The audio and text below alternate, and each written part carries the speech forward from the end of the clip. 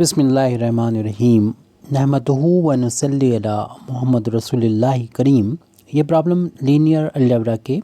Representation of transformation by matrix chapter से है। Let v is equal to R cube and t from v to v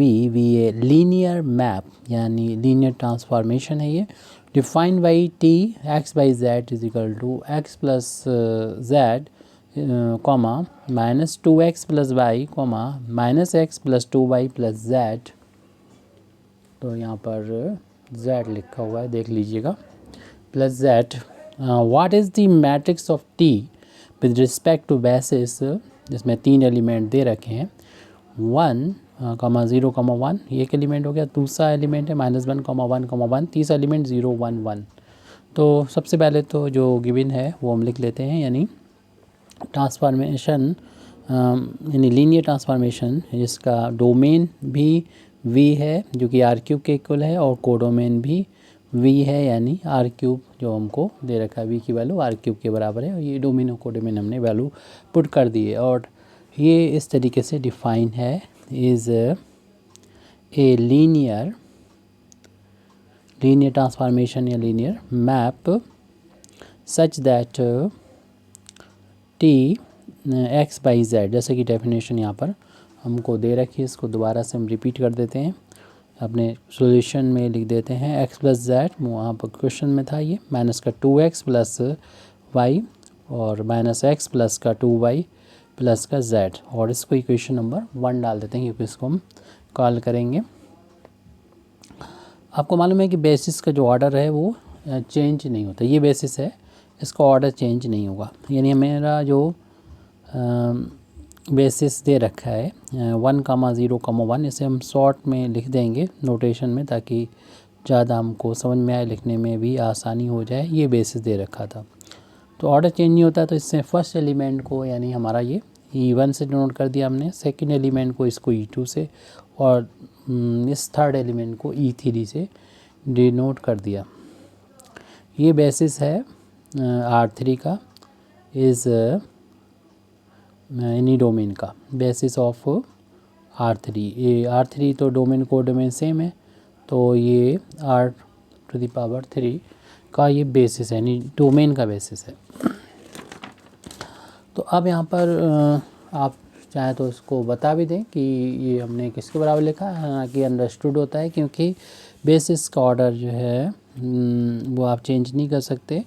तो 1 कामा 0 कामा 1 ये पहला वाला element है, और E2 शो कर रहा है -1 कामा 1 कामा 1 को, और E3 शो कर रहा है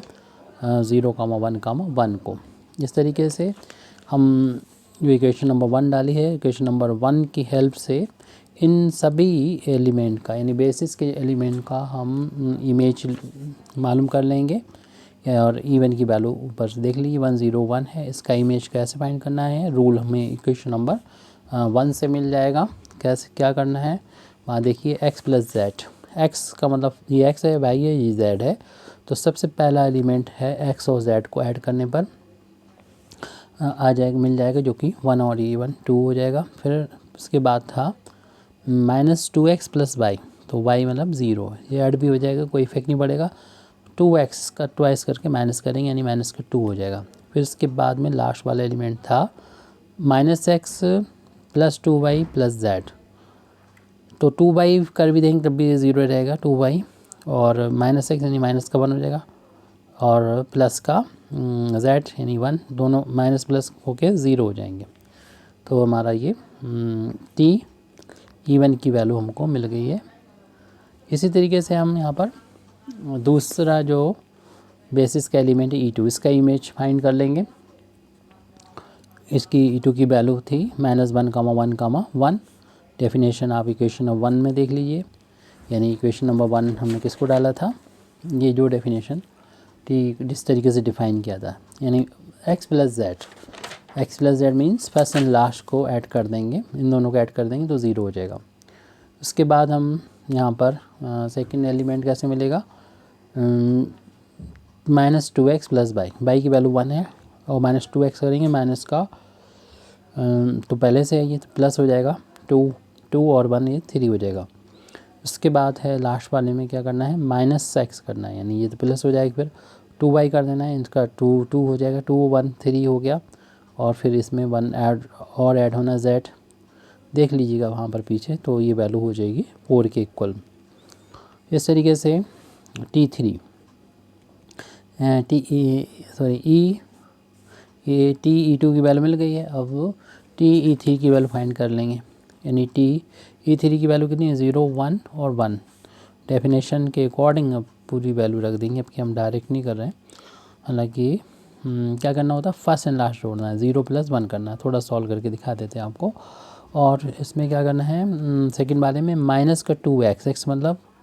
یہ ویلو تو 0 کے ایکول ہے، 2x ہے پلس کا y کی ویلو 1 ہے، پھر کاما ہے، پھر -x ہے یعنی -0 ہو جائے گا، پھر 2y ہے یعنی 2 × 1 ہو جائے گا، پھر پلس کا z ہے یعنی 1 ہو جائے گا، یہ ویلو 1 ہو جائے گی، اور یہ ویلو 0 ہو جائے گی یعنی 1 آ گیا، یہ 2 اور 1 3 آ جائے گا، یعنی 1 1 3۔ اس طریقے سے یہ ہم دیکھ رہے ہیں کہ بیسس کے تینوں ایلیمنٹ کے امیج ہم لوگوں نے فائنڈ کر لیے ہیں۔ بیسس کے یہ ہمارا وی سے وی ہے، یعنی R3 سے R3، ان کے بیچ میں ایک میپ ہے T، اور یہ T میں جو بیسس E1 E2 E3 ملے ہم کو، ان کا امیج ہم لوگوں نے فائنڈ کر لیا ہے، جو کہ کوڈومین میں ملا ہوگا، ان کی ویلو بھی ہم لوگوں کو مل چکی ہے، 2 - کا 2 اور 0 اوپر لکھی ہیں کلیئرلی، اور یہ ہے پھر 0 3 4، اور اس میں ہے 1 1 اور 3۔ پھر آپ کیا کرنا ہے کہ آپ کو جو کوڈومین کا ایک ایلیمنٹ لینا ہے، جو اس کو انہی کے لینئر کامبینیشن کی فارم میں، مطلب ان ویلوز کو ان کے لینئر کامبینیشن کی فارم میں لکھنا ہوگا کوڈومین کے ایلیمنٹ کو۔ تو ہم لیں گے کوڈومین کا ایلیمنٹ لیں گے، مان لیا یہاں پر x/z ایک کوڈومین کا ایلیمنٹ ہے، R3 کا ہے، اور یہ R3 کوڈومین سے ہے، کوڈومین یعنی یہ سیکنڈ والا، یہ ڈومین ہے، یہ کوڈومین جو ہمارا T کا ڈومین، اور یہ کوڈومین، تو وہاں سے ہم نے x/z لے لیا ہے، اور اس کی ویلو کو مان لیا ہے کہ یہ جو ہم نے مانا ہے ایلیمنٹ کوڈومین کا، کوئی بھی ایلیمنٹ جنرل ایلیمنٹ، کیونکہ اس کی ویلو کبھی یہ ہو جائے گی، کبھی یہ ہو جائے گی، کبھی یہ ہو جائے گی، اور ان کو پھر ہمیں ریپرزینٹ کرنا ہوگا جو ہمارے بیسس کی جو ایلیمنٹ ہیں ان کے لینئر کامبینیشن کی فارم میں۔ مانے کہ اسکیلر ABC ایسے ہیں کہ ہم بیسس کے جو ویکٹر ہیں یعنی ایلیمنٹ ہیں E1 E2 اور E3، ان کے لینئر کامبینیشن کی فارم میں سے لکھ سکتے ہیں، اور وہ ABC ایسے کانسٹنٹ ہیں، تو ان کانسٹنٹس کی یا اسکیلر کی ویلو کیا ہوگی، اس ویلو کو فائنڈ کرنے کے لیے ہمیں سے آگے بڑھانا ہوگا، یعنی E1 کی ویلو پٹ کرنا ہوگی۔ E1 کی ویلو کیا ہے، E1 کی ویلو جو آپ نے مانی تھی، یعنی 1 0 1 ہے، اور اسی طریقے سے B اور E2 کی ویلو بھی پٹ کر دیں گے، جو کہ -1 اوپر لکھی ہوئی ہے، 1 1، اور پھر C × E3 کی ویلو 0 1 1 لکھ دیں گے، پھر A کا اندر ملٹیپلیکیشن کریں گے تو A ہو گیا، یہ 0 ہو گیا، یہ ہو گیا، ایسے پھر اس کے بعد ہم B کی ویلو انٹو کریں گے، -B اور V، اور پھر C کا اندر انٹو کریں گے 0، اور یہ C اور ہو جائے گا C۔ پھر اس کے بعد آپ کیا کریں گے، ان کو تینوں کو ایڈ کر لیں گے، ایڈ کریں گے A میں -B کو، اور اس میں جوڑیں گے 0 کو، کوئی ایفیکٹ نہیں پڑے گا، اس لیے ہم اگلے ٹرم کو لکھ رہے ہیں، 0 میں B کو ایڈ کریں گے تو یہ B آ جائے گا، اور اس میں بھی ایڈ کرنا ہے C کو، پلس کا C، اور پھر اس A میں ایڈ کرنا ہے تھرڈ والے کو، اور اس میں تو A ہے، اس میں B ہے، اور اس میں C ہے، اس طریقے سے یہ ویلو آئی ہیں، تو x/z کے ایکول چل رہے ہیں، اور جب دو ٹرپلیٹ آپس میں ایکول ہوتے ہیں تو ان کے کرسپونڈنگ ایلیمنٹ بھی ایکول ہوتے ہیں، تو اس طریقے سے ہم دیکھ رہے ہیں ایکویشنز بن جائیں گے، ون ایکویشن ہم پہلے ڈال چکے تھے، چلیے ہم اگلے پیج پر ان ایکویشن کو لکھیں گے، تو یہ ایکول ہو جائے گا x کے، یہ ایکول ہو جائے گا y کے، یہ ایکول ہو جائے گا z کے، تو آن comparison we get the value of A - B، جو کہ ان نون ہے، ان کی ویلو A اور B کی فائنڈ کرنا ہے، وہ x کے برابر آ چکی ہے، اس کو ایکویشن ہم 2 ڈال دیتے ہیں، اور B + C جو کہ y کے برابر ہے، اس ایکویشن نمبر ہم ڈال دیتے ہیں 3، اور لاسٹ میں ہے A + B + C جس کی ویلو ہے z، اسے ایکویشن نمبر ہم 4 ڈال دیتے ہیں۔ لاسٹ کے دونوں ایکویشن کو ہم آسانی سے سولو کر سکتے ہیں۔ دیکھیے b پلس سی کی ویلو y ہے، تو b پلس سی جو ہے یعنی ایکویشن نمبر 4 کو ہم ایسے لکھ سکتے ہیں b پلس سی کو بریکٹ میں کر دیں، اور پھر ہم اس b پلس سی کی جگہ پر ایکویشن نمبر 2 سے اس کی 3 سے ویلو y کے برابر رکھ دیتے ہیں۔ ہم نے یہاں پر یوز کیا ہے ایکویشن نمبر 3 کا یوز کیا ہے، اور یہاں سے a کی ویلو فائنڈ کرنی ہے، z مائنس کا y ہو گیا۔ اب z مائنس y کی ویلو کو مطلب a کی ویلو مل گئی ہم کو، اب a کی ویلو سے ہم b کی ویلو فائنڈ کر سکتے ہیں۔ ایکویشن نمبر 2 میں یہ ویلو پٹ کر دیں گے، وہاں پر کیا ہے ایک کی جگہ رکھ دی ہے z مائنس کا y، مائنس کا b ہے، رائٹ ہینڈ سائڈ میں x ہے، v کی ویلو فائنڈ کرنا ہے، v کو ادھر لے جائیے، x کو ادھر لے آئیں، تو جس طریقے سے x مائنس ہو گیا y بھی مائنس ہے ہی پہلے سے، تو v کی ویلو یہاں پر ہمیں اتنی مل گئی ہے، تو a مل گیا، b مل گیا۔ c کی ویلو فائنڈ کرنے کے لیے آپ ایکویشن نمبر 3 کا بھی یوز کر سکتے ہیں، وہاں پر اس b کی ویلو پٹ کر دیجئے، b کی جگہ پر لکھنا ہے z minus x minus y، پھر اس کے بعد c ہے، رائٹ ہینڈ سائڈ میں y ہے، سیدھی رہنے دیجیے، ان ٹرمز کو ادھر لے جائیں گے تو سائن چینج ہو جائیں گے، z x پلس ہو جائے گا، y پلس ہو جائے گا،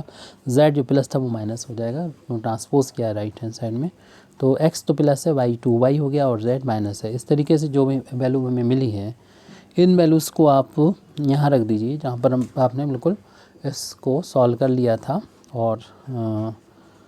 سوری یہ ویلو کو رکھنا ہے آپ کو جہاں پر آپ نے لیٹ کیا تھا ABC، تو اس کو ایکویشن نمبر آپ A ڈال دیجئے کیونکہ باقی تو ہو چکے ہیں، اس میں ABC کی ویلو پٹ کر دیجئے۔ تو ایکویشن نمبر A میں یہ ویلو کو پٹ کرنے کے لیے ایکویشن نمبر A کو ہم کال کر رہے ہیں، تو اس میں x by z left hand side میں، رائٹ ہینڈ سائڈ میں A کی جگہ پر ہمیں رکھنا ہے جو اوپر ویلو آ چکی ہے z مائنس کا y، اور پھر E1، کیونکہ ہمیں E1 E2 اور E3 کے ہی کوفیشینٹ دیکھنا ہوتے ہیں۔ اگر آپ جو بیسس کے ایلیمنٹ کا امیج آئے ہیں ان کو ہم اس فارم میں لکھیں گے، اور ان کے جو کوفیشینٹ آئیں گے ان سے ہی جو میٹرکس ہے جو پوچھی گئی وہ ملے گی ہمیں۔ تو فی الحال ابھی ہم ایکویشن نمبر A میں پٹ کرنے ہیں، A کی ویلو رکھ چکے ہیں، B کی ویلو پٹ کریں گے، B کی ویلو ہے z minus x minus y، پھر اس میں C کی ویلو ہے x پلس 2y مائنس کا z، یہ E3 کی ویلو آ گئی۔ اب جو ویلو ہم کو یہاں پر ملی ہے اسی کا بطور فارمولا ہم یوز کریں گے، ایکویشن نمبر آپ چاہیں تو اس کو B ڈال دیجئے، اور جو ہمیں ایلیمنٹ ملے تھے یعنی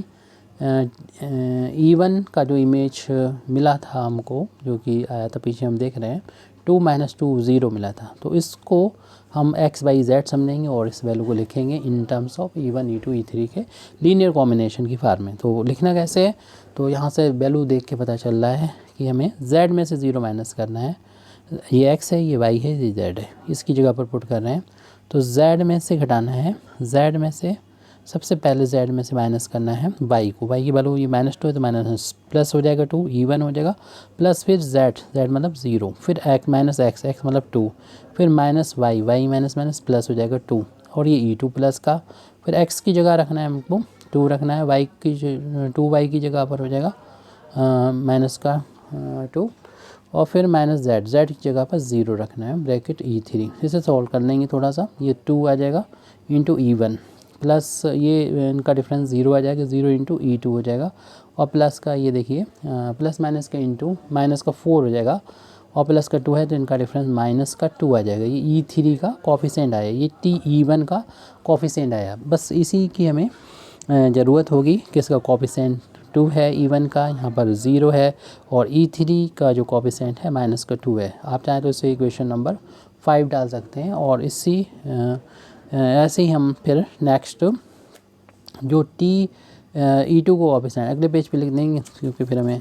فارمولے کو اپلائی کرنے میں دقت آئے گی، تو E2 کی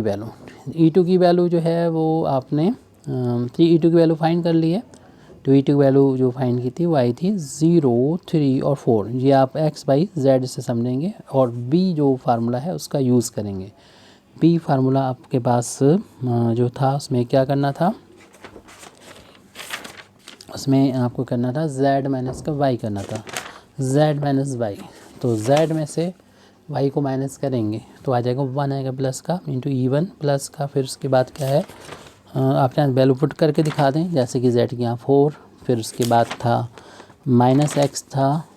جو کہ 0 ہے، پھر اس کے بعد مائنس کا وائی تھا، مائنس وائی کی ویلو 3 ہے، اور پھر E2 پلس پھر کیا کرنا ہے، پھر آپ دیکھ لیجیے ایکویشن نمبر بی جو ہم نے ڈالا تھا وہ دیکھنا ہے، ایکس کی جگہ تو 0 رکھنا ہے، پلس کا 2 ٹائمس ہے وائی، 2 ٹائمس ہے وائی، اور پھر مائنس کا ہے زیڈ جو کہ 4 ہے، اور E3 کا یہ کوفیشینٹ ہے۔ آپ دیکھ لیجیے گا ایکویشن نمبر بی، وہاں پر ہم نے پٹ کیا ہے۔ تو TE2 = 1 انٹو، تو اس میں جو کوفیشینٹ ہے 1 انٹو E1 ہو گیا، ان کا ڈفرینس پلس کا 1 آ جائے گا انٹو E2، اور یہ ڈفرینس 6 میں سے 4 مائنس کریں گے 2 آ جائے گا، 2 انٹو E3 آ گیا۔ تو اس طریقے سے ایکویشن نمبر اسے ہم ڈال دیں گے، 5 ہو گیا تھا، 6 ڈال دیتے ہیں۔ اب دوبارہ ایکویشن نمبر ہم بی کا یوز کرتے ہوئے، جو ہمارا بیسس کا جو تیسرا ایلیمنٹ تھا E3، جس کی ویلو، اس کا امیج آیا تھا E3 کا 113 آیا تھا، تو اس کو ہم x/z کی جگہ سمجھتے ہوئے ایکویشن نمبر یعنی بی کا ہم یوز کریں گے۔ تو وہاں پر کیا تھا ایکویشن میں، z مائنس کا y تھا، اور E1، پھر اس کے بعد میں وہ کیا کرنا ہے، ایکویشن نمبر بی دیکھیے، z - x - y، z - x - کا y، x یہ y ہے، اور پھر E2 ہاں، پھر اس کے بعد تھا تھرڈ والا x + 2y، x پلس کا 2y بائی x کی ویلو 1، y کی ویلو 2، y کی ویلو وہی 1 سوری، مائنس کا z تھا، z کی جگہ پر مائنس کا 3 رکھیں گے، اور یہ E3 کا کوفیشینٹ ہو گیا۔ تو یہ 2 ٹائمس E1 آ گیا، پلس یہ دیکھیے 2 ہے، یہ 3 ہے، ڈفرینس بنا جائے گا انٹو E2، اور یہ 2 اور 1 3، پلس کا مائنس کا 3، تو 0 ہو گیا E3۔ اس طریقے سے یہ TE3 کا بھی ہمیں امیج مل چکا ہے کوڈومین میں، اور اس ایکویشن نمبر 7 ڈال دیں گے۔ اب اس کو ہم کریں گے، اب ہم کوفیشینٹ میٹرکس کو بنا سکتے ہیں آسانی سے، فارمنگ کوفیشینٹ میٹرکس۔ تو کوفیشینٹ میٹرکس بنا رہے ہیں فرام ایکویشن نمبر 5 6 اور 7 کی ہیلپ سے۔ تو ہم کو ملے گا ایک کوفیشینٹ میٹرکس، اس کو ہم میٹرکس لکھ رہے ہیں۔ آپ کیا کریں گے، E1 E2 اور E3 کے کوفیشینٹ دیکھ لیں گے ایکویشن نمبر 5 میں، پیچھے بڑھ کر دیکھ رہے ہیں، جو کہ ہمیں مل رہا ہے 2 0 اور مائنس کا 2۔ تو پہلے والے رو میں 2 0 -2، اور پھر ایکویشن نمبر ہم 6 میں دیکھ رہے ہیں، اس میں E1 اور E2 اور E3 کے کوفیشینٹ جو کہ 1 1 اور 2 ہیں۔ پھر ایکویشن نمبر ہم 7 میں دیکھ رہے ہیں، E3 کے کوفیشینٹ، TE3 کا جو TE3 کی ویلو ہے، اس کا E1 کا کوفیشینٹ ہے 2 ہے، پھر 1 ہے، اور پھر 0 مل گیا۔ اب ہمیں چاہیے ہے جو میٹرکس آف ٹرانسپوز ہے، جو کہ اس میٹرکس کوفیشینٹ میٹرکس کا ٹرانسپوز کرنے پہ ملے گی۔ therefore the matrix of T with respect to اپنا جو گیون بیسس ہے E1 E2 E3، آپ اس کا نام بھی ایک دے سکتے تھے B1 یا B، تو وہ ویلو آ جائے گی، اس کو ہم لوگ ڈینوٹ کر دیتے ہیں TE سے ڈینوٹ بھی کیا جا سکتا ہے، ایلیمنٹ کو E سے ڈینوٹ کیا ہے T۔ تو اس میں کیا کرنا پڑتا ہے، جو میٹرکس آپ نے ابھی لی ہے یعنی کوفیشینٹ میٹرکس، اس کو لکھیے یا ڈائریکٹ ہی لکھ دیجئے، اس کا ہمیں ٹرانسپوز لینا پڑتا ہے، T لکھ دو یا ڈیش لگا دو۔ اس کا ٹرانسپوز جب لیتے ہیں تو رو جو ہوتا ہے یعنی فرسٹ رو جو ہوتا ہے فرسٹ کالم میں کنورٹ ہو جاتا ہے، ایسے جو سیکنڈ رو ہوتا ہے وہ سیکنڈ کالم میں بدل جاتا ہے، تھرڈ رو جو ہوتا ہے وہ تھرڈ کالم میں بدل جاتا ہے، یعنی رو کو کالم میں بدل دیا جاتا ہے۔ تو یہ ہمیں کوفیشینٹ جو میٹرکس ہے یعنی میٹرکس آف لینئر ٹرانسفارم یہ مل چکی ہے۔ Thank you very much indeed for listening می، وآخر دعوانا الحمد للہ رب العالمین۔